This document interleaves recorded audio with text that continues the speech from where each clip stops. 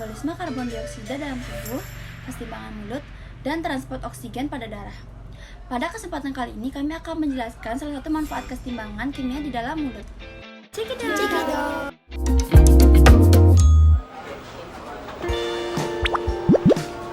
Hey kawan, namaku Gilbert si anggur. Ya, nama itu adalah ide ayahku. Omong-omong, hari ini aku akan melakukan perjalanan seru ke dalam tubuh manusia. Jadi, mau menonton? Perjalanan dimulai ketika manusia menuju ke ruang makan siang kantor, membuka kotak makan siangnya dan menemukanku di sana. Apalagi yang ada di sini? Roti lapis kalkun? Yogurt? Dia sudah menggigit roti lapisnya. Oh, sekarang giliranku. Dia memasukkanku ke mulutnya. Ini saatnya pergi. Jujur, cukup basah dan hangat di sini. Mulut adalah pintu gerbang ke sistem pencernaan. Sistem itu dirancang khusus untuk mengubah makanan menjadi nutrien berguna yang membuatmu tetap berenergi dan membantu sel tumbuh dan memperbaiki diri. Jadi, setelah mengambil gigitan pertama dari apa yang kamu makan, kamu menghidupkan mesin pencernaan. Saat kamu mengunyah, makanan dipecah menjadi beberapa bagian untuk memudahkan prosesnya.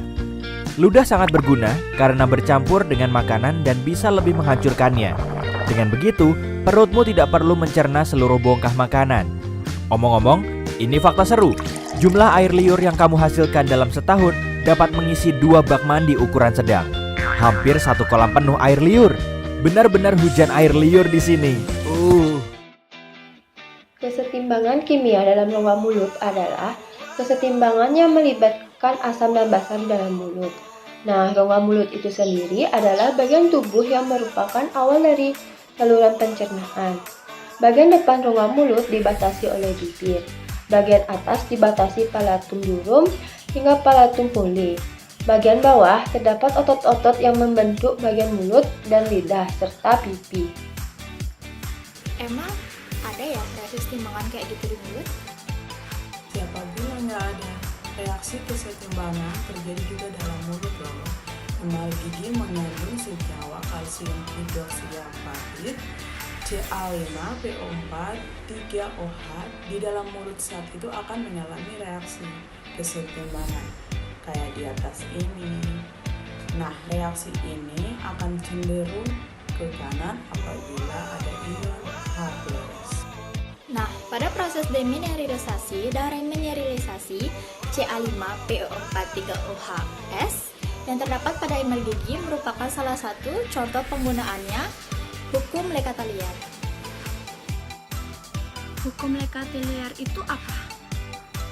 Jadi dalam kimia, prinsip Lekatellier atau disebut pula asas Lekatellier atau hukum kesetimbangan dapat digunakan untuk memprediksi efek perubahan di dalam kondisi pada kesetimbangan kimia.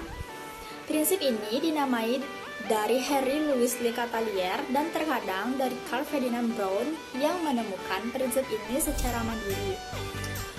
Nah, prinsipnya ada, bisa kalian lihat di samping atau mau aku bacain? Bacain lah. Ya udah, aku bacain. Ketika suatu sistem pada keseimbangan mengalami perubahan konsentrasi, suhu, volume, atau tekanan, maka sistem menyesuaikan atau sebagian dirinya untuk menyediakan pengaruh perubahan yang diterapkan dan keseimbangan baru tercapai. Dengan kata lain, setiap kali sistem dalam keseimbangan terganggu, sistem akan menyesuaikan diri sedemikian rupa sehingga efek dari perubahan tersebut akan dibatalkan.